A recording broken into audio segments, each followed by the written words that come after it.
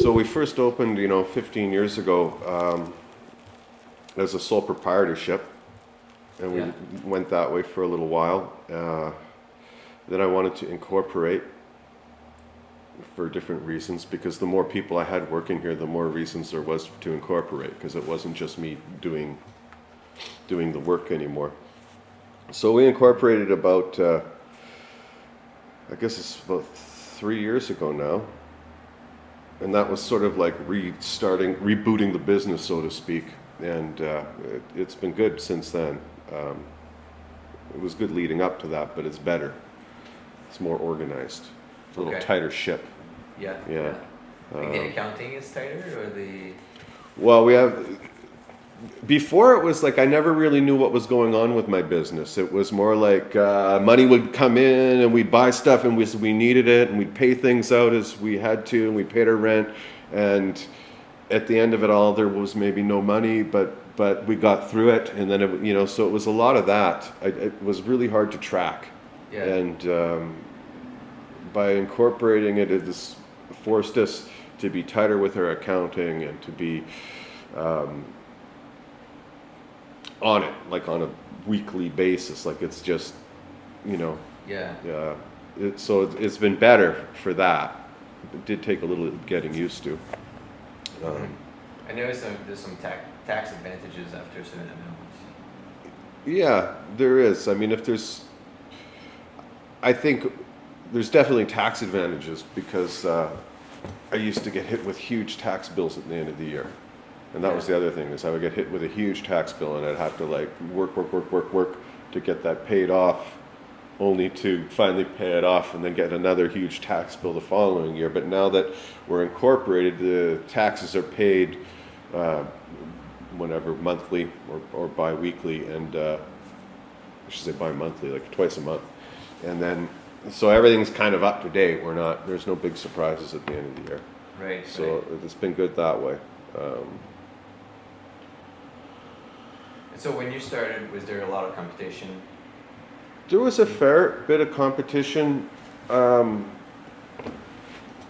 Winnipeg it became legal to tattoo in Winnipeg in 1989, and shops began to open up quite a bit at that point. And they sort of would open up, like you could find a new one every year. So I would say when we opened this place up, there was still quite a few. Like there was one across the street, there still is, and there was one down the street, and another one on the corner. And but I've been at it for a long time now, and I have a certain clientele, I guess, that's been built up. So before '89, it was illegal. It was illegal, yeah, from sometime in the mid '60s to 1989.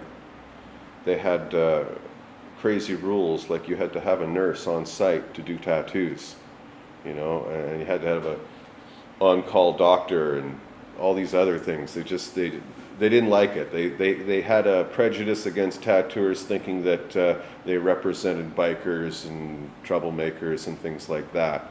Now today it's come full circle. People are like, doctors, lawyers, everyone gets tattooed. It's not such a weird thing anymore. So that's been good. It's been good for business, obviously. Yeah. It does cause more people to open shops, but again, if you don't have a clientele base or you're not very good at it, word gets around quick enough, and then, Right. So. You have to be good to stay in business. Yeah, for sure. There's no way with a bad reputation that people will keep coming in. Exactly. So that's got a lot to do with being good at your craft and being able to, instill confidence with people. Right. That are coming in the door, because basically everybody coming in the door, they're excited to get tattooed, but they're also kind of nervous because it's permanent, and they get, everybody shares these little stories, horror stories about how much it hurts or this or that, or someone's bad experience. They might, but then, so when they come in here, our job is to make them feel comfortable, instill that confidence in them, and get what they want, on them, so that they're happy and send more people. Mm-hmm. Yeah. So when did you know that this is what you wanted to do for work?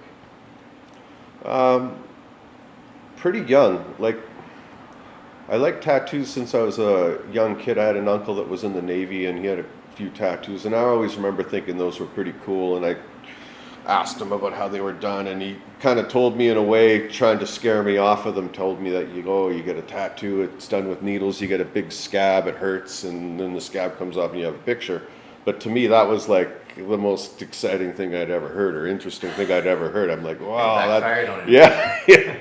yeah. So basically, that was my first introduction to them, and then going back to it being illegal in Winnipeg. A friend of mine and I were at a mall in South Winnipeg, St. Patel Mall. I don't know if you can say that, but we were at St. Patel Mall, and they had a display of all of the contraband they had confiscated from Stony Mountain Penitentiary, and they had it all on display. It was some sort of McGruff the crime dog, take a bite at a crime exhibit. And in that exhibit, there was a tattoo machine, a little homemade tattoo machine or jailhouse tattoo machine, and me and my buddy were looking at that and we're like, we can make that. So at 15 years old, we made that thing, and it started. It wasn't a good way to start, but it was illegal. Nobody knew what they were doing, and you had to start somewhere. Yeah. As soon as I was old enough, 18, I moved out to BC, where I could get a job at a regular tattoo shop, like a legal tattoo shop, and see how one runs a business and this and that. So So it was illegal in Manitoba only. in Winnipeg, yeah. In Winnipeg. And it was a $10,000 fine if you were caught tattooing. Okay. Yeah. Not cheap. In other provinces, it was legal. Yes. Toronto, it was illegal. Vancouver, Toronto and Vancouver were both legal. So Okay. I went to Vancouver because I had family out there. So as a teenager, I was a little bit of a troublemaker, and doing illegal tattoos wasn't a problem for me. You know, it was kind of right up my alley.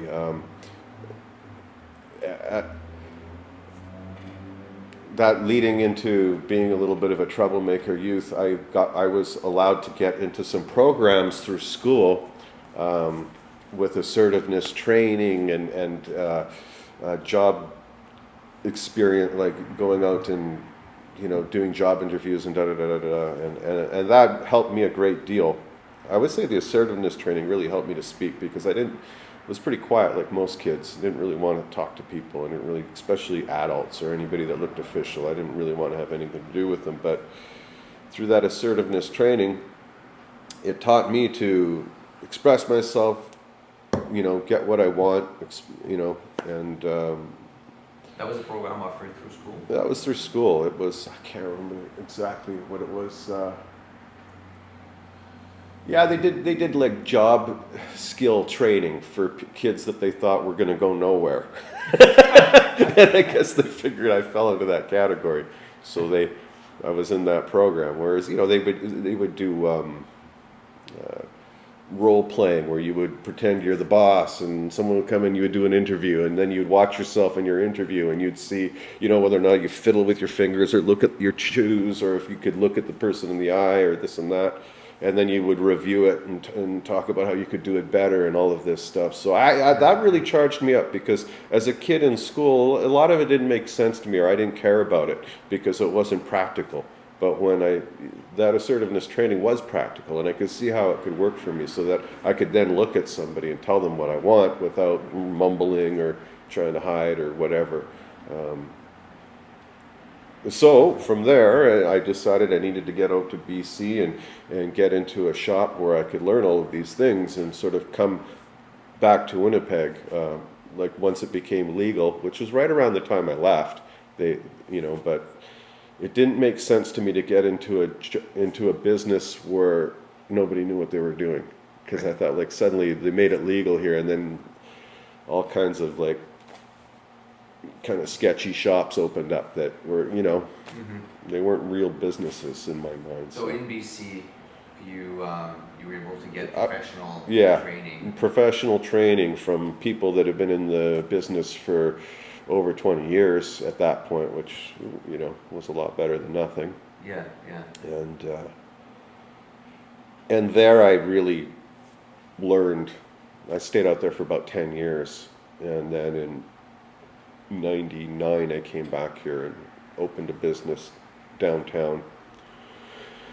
Made a go at it for about 3 years, decided to close it because the location was poor.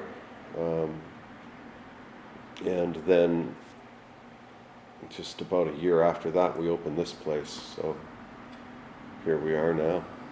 So was it pretty scary to start your own business? Were you nervous about the overhead, getting a place? Well, I saw how it was done from the people I worked with out west, and I had one mentor out there that I worked for a couple of different places, and then I was working for this one guy who was a real mentor to me. And yeah, I guess I was complaining about working at the last place and why they didn't do this right, or I thought they should do this different. And he told me right then and there, and it's funny, he's a native fellow as well. He says, the only way you're going to be happy is if you open your own business in tattooing. And he goes, there's no other way for you, because you've got a drive and a vision of how you want it done. And these guys are already happy doing it the way they're doing it, and they're not going to change for you because, you know. And that really stuck in my head. So from that point, because his business wasn't that busy, I ended up getting a job managing a shop in downtown Vancouver. So I did that for about 2 years, and then from there I was ready to kind of come back and, you know, try opening my own shop, which again, yeah, it was a little scary. And my first business venture in Winnipeg, I would do it differently than I chose to do it then, but there was an in for me, and I was able to get started, and I learned a lot. So it wasn't a failure. It was. It was. Sometimes you win, sometimes you learn. Yeah, you know, and as long as I could come away from that going, I would do this different, and I would do that different, and I'm going to do it again. You know, I'm going to wait a year, and I'm going to do it again. And I think we waited about 6 months, and we ended up getting this place going. So.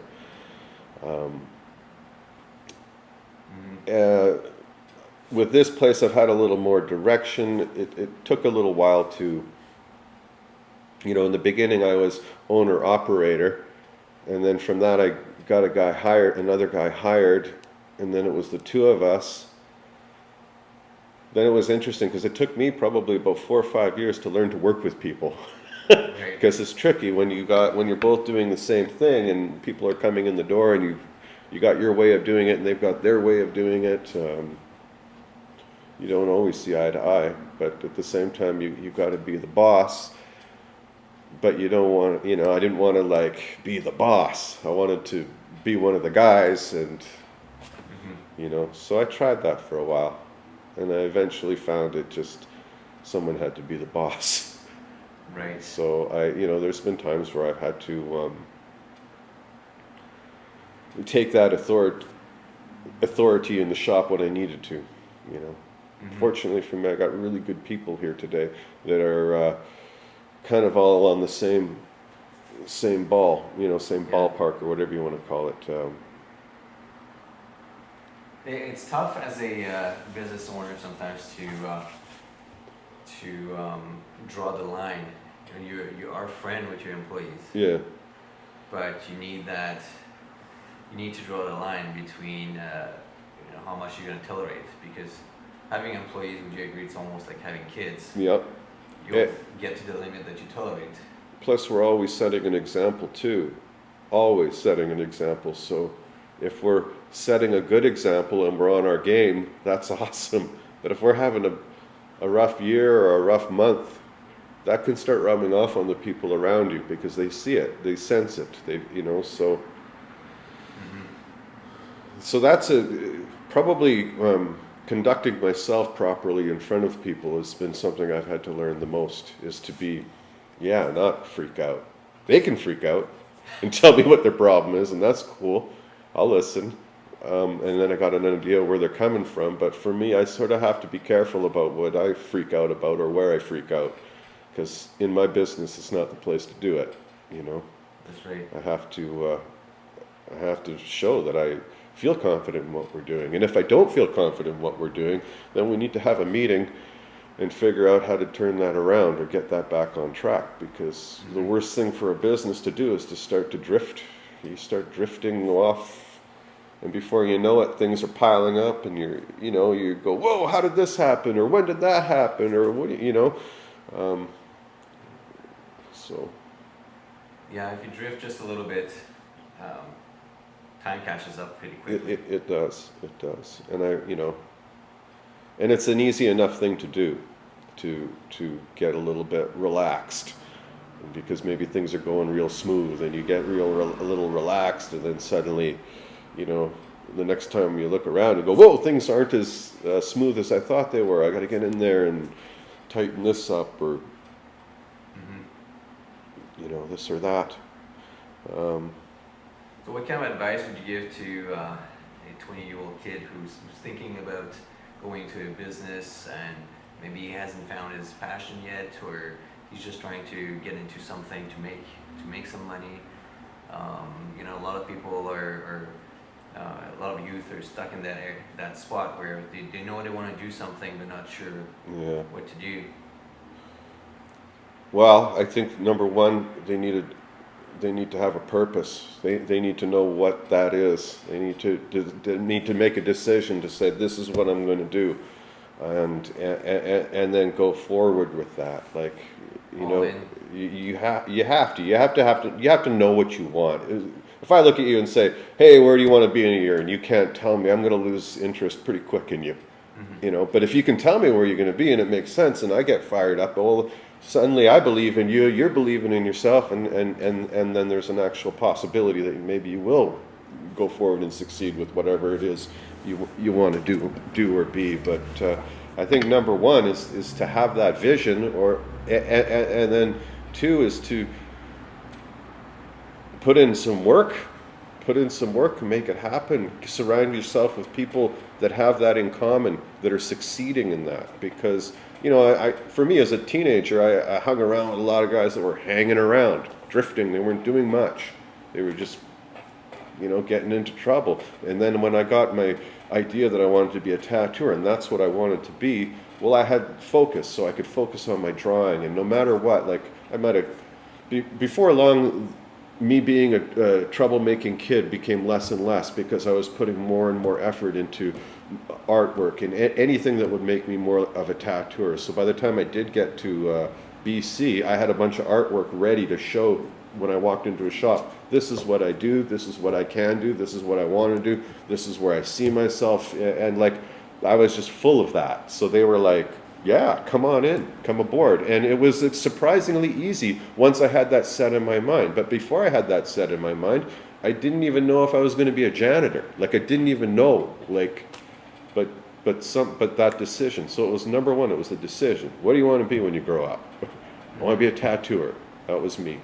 And how are you going to do it? Well, I got to be around people that know how to do that. Not a bunch of guys that are just starting out. I got to be around someone that's been around the block and knows how to do that. They have a real business. So I got around those winners, and I absorbed everything I could from them. I listened, and I like to talk, but I really watched what I had said and listened, and because I knew there was nothing I could tell them about their business. They had to tell me, and I needed to kind of draw that out of them. So yeah, if I was a young person, I would, and I was interested in something, I would get myself surrounded with either literature about that, and or people that are, if you're focused, those people will show up. They will. Yeah. You'll find them, and before you know it, you got a mentor that's showing you some things, and to just have value in that, because really our decision, or what we think about, if we think about it strong enough, we'll make it happen. It'll just start happening, but provided we put in work. Work and focus. Put in the work, answer the phone call, say, yes, I can do that. Can you come down here and be here? Because yes, I'll come down and I'll be there. And that kind of stuff, because that keeps it moving forward. And I found over the years that like attracts like. So if I'm really on my game, I start attracting other people that are really on their game. So like, for running a business, again, I had to, after a while, I sort of ran it a little dysfunctional for a while in the beginning, and then I started thinking, well, wait a minute, how do I want my business to run? Because before I just wanted to be a tattooer. I didn't really know I wanted to be someone's boss. But now I am someone's boss, and I'm a tattooer, so how do I want this to run? What kind of people do I want in my business? What kind of vibe do I want in my business? So once I made a definite vision of that, well, sure as you can be, it just started happening. Like the people got on board. Some people left, and some new people came on board, and it's been good. But number one, I say believe in yourself, and then get around people that are that also believe in themselves. The worst thing to do is hang around people that don't know what the hell is going on with themselves, and they don't believe in themselves, and they don't believe, because a lot of us are coming, depending on where you grow up or this or that, you could be coming from a background where it's not very positive, and one has to decide, I want more than this, So in your environment when you were a kid, was it a positive environment, or It was probably a mixture.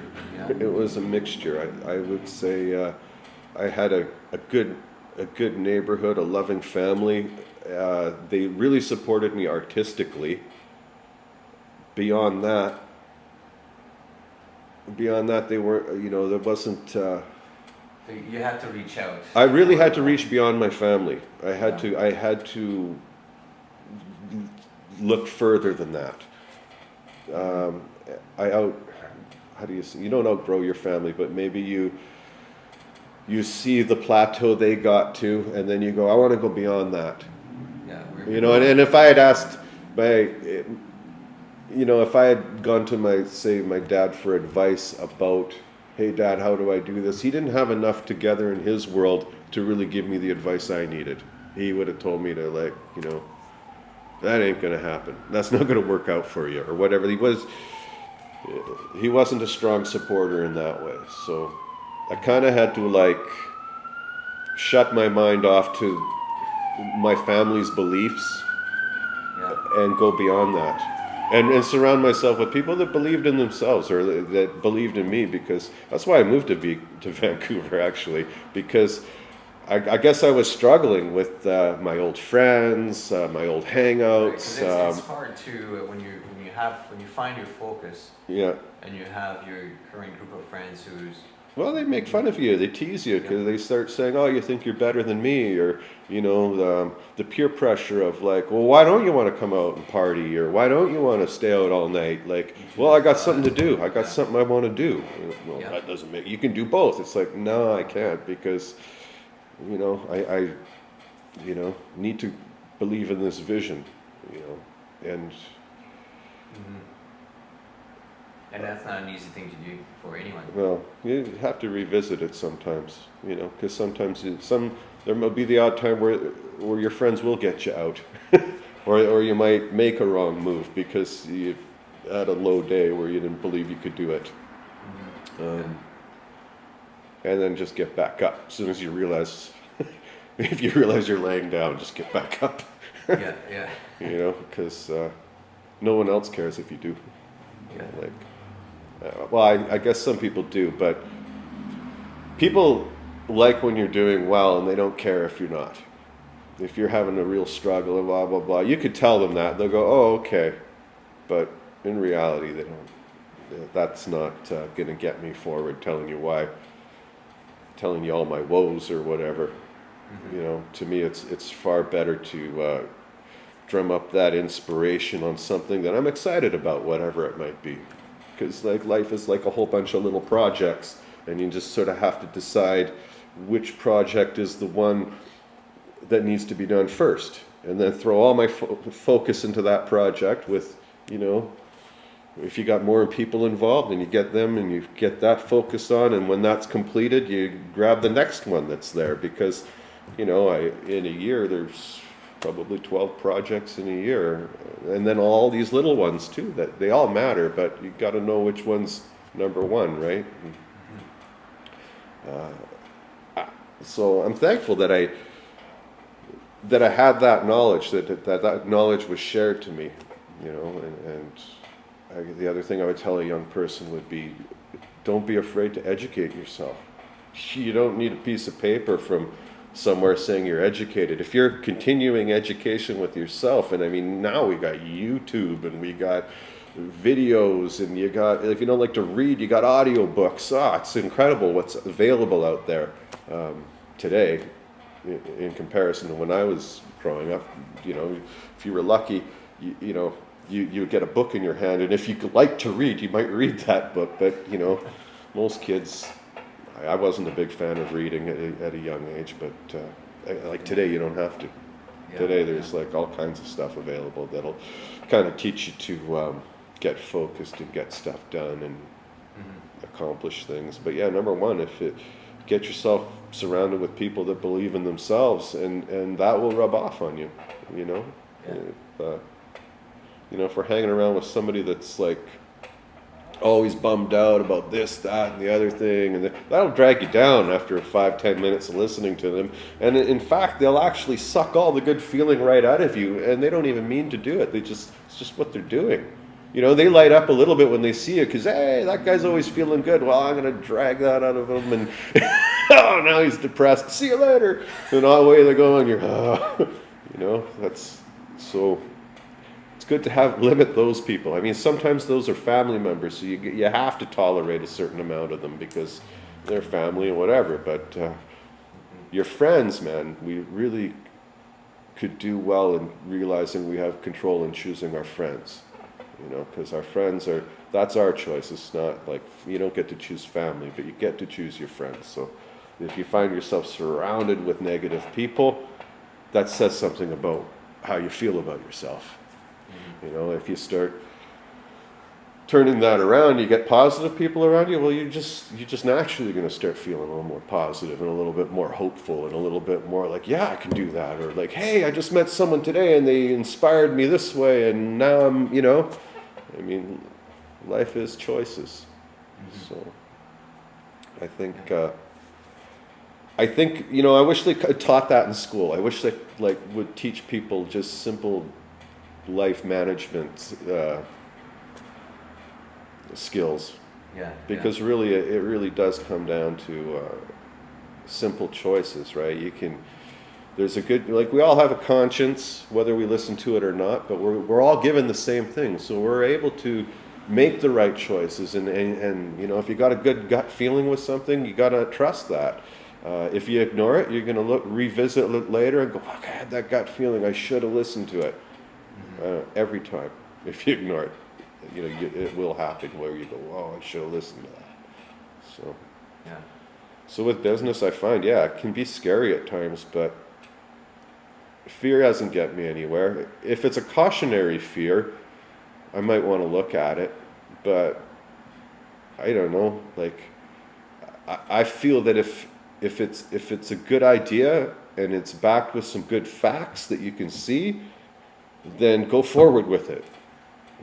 If it's an idea and you can't see those facts, they're not lining up, and maybe you just kind of want it, but it's not there yet, well then revisit it and try to see what's missing and keep looking at it until those things, provide themselves. And maybe it's just simply it can't get off the ground because you're surrounded with negative people. If you're surrounded with negative people and no one believes in anything, and you're trying to feel good, you're trying to drum up this good feeling inside you so you can go out and meet the day, but you're getting dragged down, could just be that.